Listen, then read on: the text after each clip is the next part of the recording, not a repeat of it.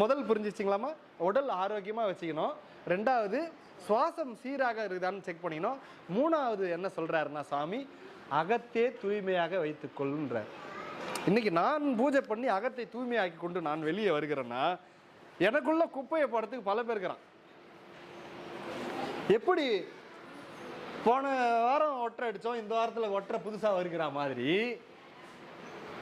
காலையில் நீ சிவ பூஜை பண்ணிட்டு நீ திருப்தியாக நீ பூஜை பண்ணிட்டு நீ உன்னை சுத்தப்படுத்தி கொண்டு நீ வெளியே வந்தீங்கன்னா யாராச்சும் எடுத்துன்னு வந்து குப்பை போடுவாங்க. அன்றன்றைய குப்பையை அன்றன்றைக்கே தூய்மை செய்திடணும். இல்லைன்னு வச்சுக்கோங்க, தகராலையெல்லாம் பார்க்க முடியாது.